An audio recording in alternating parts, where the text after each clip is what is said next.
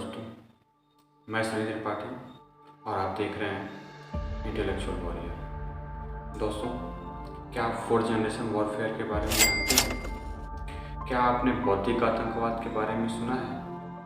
क्या आप clash of civilisation या सभ्यताओं के संघर्ष के बारे में जानते हैं? क्या आपको ये बात पता है कि सेकेंड वर्ल्ड वॉर के बाद 37 देशों का विघटन हुआ था, जिसमें से 28 देश यानी 80% देश जो है वो आंतरिक सुरक्षा के कारण विघटित हुए, जिनमें 2 देश हमारे भारत के भी अलग हुए। एक था पाकिस्तान और एक बांग्लादेश। और ये किसी बाहरी युद्ध के कारण अलग नहीं हुए, ये हमारे देश जो अलग हुए वो हमारी आंतरिक सुरक्षा के कारण अलग हुए। क्या आपको CDS बिपिन रावत द्वारा दिया गया वो बयान जो उन्होंने 8 जून 2017 को दिया था, जिसमें उन्होंने कहा था कि हमारे देश की सेनाओं को 2.5 फ्रंट के युद्ध के लिए तैयार रहना होगा। ये 2.5 फ्रंट के युद्ध का तात्पर्य आप समझते हैं? उनका कहना है कि एक फ्रंट तो पाकिस्तान और एक फ्रंट चीन को ले लिया जाए, लेकिन ये आधा फ्रंट जो उन्होंने कहा था वो हमारे देश में आंतरिक युद्ध के बारे में उन्होंने कहा था। दोस्तों, सेकेंड वर्ल्ड वॉर के बाद 37 देश डिग्रेड हुए। डिग्रेड होना एक टेक्निकल टर्म है, जिसमें एक पुरानी व्यवस्था, पुरानी राजसत्ता को छोड़ के एक नई व्यवस्था और नए देश का जन्म होना, उसे डिग्रेडेशन कहते हैं। जिसमें हमारे भारत का भी डिग्रेडेशन हुआ है, जो एक पाकिस्तान और एक बांग्लादेश बना है। दोस्तों, आज के समय में अपने सामरिक और राजनीतिक महत्व को प्राप्त करने के लिए कोई भी देश डायरेक्ट युद्ध जो है वो अफोर्ड नहीं कर सकता। तो आज उस डायरेक्ट युद्ध की जगह पे आज के समय में एक नए तरह का युद्ध जो है प्रचलन में आ गया है, जिसे हम कहते हैं फोर्थ जनरेशन वॉरफेयर। इस युद्ध में सीमाओं पे ये युद्ध नहीं लड़े जाते, ये युद्ध लड़े जाते हैं हमारी सिविल सोसाइटी के बीच में, हमारे समाज के बीच में। यानी जो शत्रु है वो हमारे समाज में ही छिपा हुआ है और उसे हमें अपने समाज से ही ढूंढ के निकालना है और उसी समाज की हमें रक्षा भी करनी है। हम कुछ उदाहरण देते हैं, जैसे हमारे समाज में प्रचलित चीज़ें हैं माओवाद, नक्सलवाद, इस्लामिक जिहाद और धर्म परिवर्तन। यदि इसे एक शब्द में कहें तो बौद्धिक आतंकवाद कहना गलत नहीं होगा। भगवान न करे हमारी सरकार कमज़ोर हो भविष्य में और हमारे देश को 2.5 फ्रंट का युद्ध करना पड़े, जैसे कि CDS बिपिन रावत जी ने कहा था। तो हमारे देश की सेनाएं तो बाहरी शत्रुओं से जैसे चीन और पाकिस्तान से युद्ध करने के लिए सक्षम हैं, पर क्या हो कि एक साथ हमारे देश के तीनों शत्रु यानी बाहरी शत्रु चीन और पाकिस्तान और अंदर हमारे देश के बैठे जो माओवादी, नक्सलवादी, इस्लामिक जिहादी, ये भी आक्रमण कर दें, तो क्या लगता है आपको कैसी स्थिति बनने वाली है देश की? दोस्तों, हमारी सेनाएं चीन और पाकिस्तान से युद्ध तो कर लेंगे, लेकिन क्या हो अगर चीन और पाकिस्तान के साथ साथ हमारे देश के अंदर बैठे गद्दार भी युद्ध का फ्रंट खोल दें? दोस्तों, हमारा देश आज से नहीं हजारों साल से युद्ध झेल रहा है। कभी शांति काल हमारे देश में नहीं रहा है। हमारे ही देश के टुकड़े होकर अफगानिस्तान, पाकिस्तान, बांग्लादेश और म्यांमार जैसे अलग अलग देश बने। और यदि सही समय पे हमारे देश से, खास करके कश्मीर से धारा 370 और 35 ना हटाया गया होता, तो निश्चित तौर पे कश्मीर भी एक इस्लामिक देश बनने वाला था। इस विषय पे अलग से चर्चा करेंगे। दोस्तों, इस चैनल पे बात करेंगे अपने देश की संस्कृति की, अपने राष्ट्रीय मूल्यों की।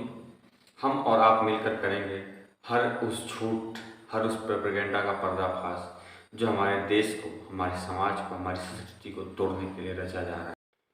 दोस्तों, हमारे देश के फर्जी इतिहासकारों ने, बॉलीवुड वालों ने और इतिहास लेखकों ने और हमारे शिक्षा से जुड़े हुए वामपंथियों ने हमारे समाज को इतना मानसिक रूप से कुंद कर दिया है कि हमारे समाज में सबसे बड़ी कमी जो है वह है शत्रुबोध का ना होना। यानी हमारा समाज, हमारे देश के लोग अपने शत्रु को ही नहीं पहचानते हैं कि हमारे शत्रु हैं कौन। हम जिन्हें अपना हितैषी समझते हैं वो दरअसल हमारे सबसे बड़े शत्रु होते हैं। हम इस चैनल के माध्यम से अपने छिपे हुए शत्रुओं को भी पहचानेंगे और उनको एक्सपोज करेंगे आने वाले समय में।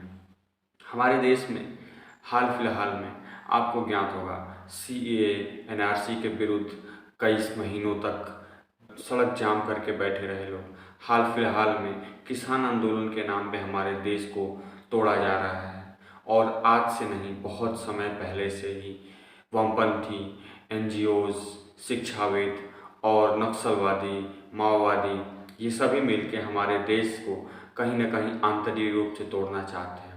दोस्तों, पाकिस्तान की एक डॉक्ट्रिन है कि भारत को इतने जख्म दो, मतलब 1000 जख्म दो कि वो ब्लीड करे और बर्बाद हो अंदर ही अंदर। यानी पाकिस्तान हमसे डायरेक्ट युद्ध नहीं कर सकता। उनकी डॉक्ट्रिन है कि भारत को 1000 जगह से खून बहाओ और उसे उभरने ना दो, अपने विकास ना करने दो। दोस्तों, आज़ादी के बाद से हमारा शिक्षा विभाग ऐसे लोगों के हाथों में था जिन्होंने इस तरीके से हमारे इतिहास का लेखन किया है कि हम अपना इतिहास को सच्ची तरह से जानते हैं, न हम अपने पूर्वजों को जानते हैं। उन्होंने हमारे दिमाग में एक गुलामी का जो कीड़ा था, एहसास एक कमतरी, इन्फीरियरिटी कॉम्प्लेक्स जो भर दिया है, उसकी वजह से हमारा समाज अपने आप को आज भी कमतर मानता है। दोस्तों, एक अंग्रेजी में कहावत है, who don't learn from history will remain history.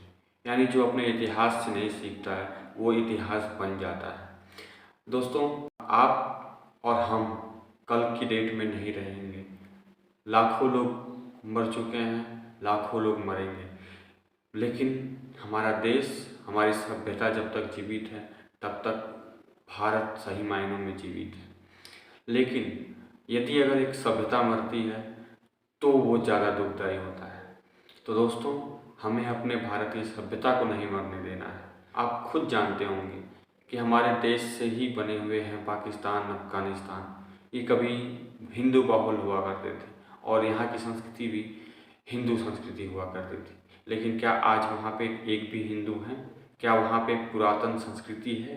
नहीं, वहाँ पे पूरी तरीके से इस्लामिक देश बन चुके हैं। आने वाले समय में भारत में भी ये हो सकता है, लेकिन हमें नहीं होने देना है। हमें जागरूक बनना है, हमें जगाना है एक दूसरे को, और हमें इन बौद्धिक आतंकवादियों से लड़ना है और अपने देश, अपने समाज, अपने संस्कृति की रक्षा करनी है। दोस्तों, एक कहावत है कि जो अपने शत्रु को पहचानता है वो आधी लड़ाइयाँ जीत जाता है, और जो स्वयं को पहचानता है वो बाकी बची भी लड़ाइयाँ जीतता है। हमें आने वाले समय में अपने शत्रु को भी पहचानना है और स्वयं को भी पहचानना है कि हम कौन हैं।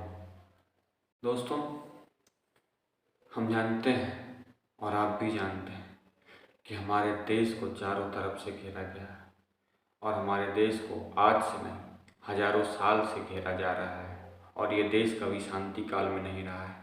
हमेशा शीत युद्ध हो या प्रत्यक्ष युद्ध हो, हमेशा युद्ध के बीच में रहा है। बहुत घना अंधेरा है मित्रों, लेकिन हमें और आपको मिलकर एक अपने हिस्से का दिया जलाना है। घना अंधेरा चाहे जितना ही हो, एक छोटा सा दिया भी उस अंधेरे को चीरने की काबिलियत रखता है। मुझे उम्मीद है ये वीडियो आपको पसंद आया होगा।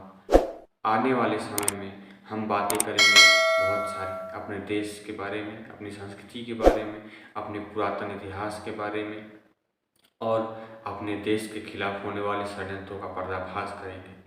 दोस्तों, वीडियो पसंद आया हो तो इस चैनल को सब्सक्राइब करें, लाइक करें और अपने मित्रों, अपने दोस्तों के साथ इस चैनल को शेयर करें और अधिक से अधिक सहयोग करें। धन्यवाद। जय हिंद।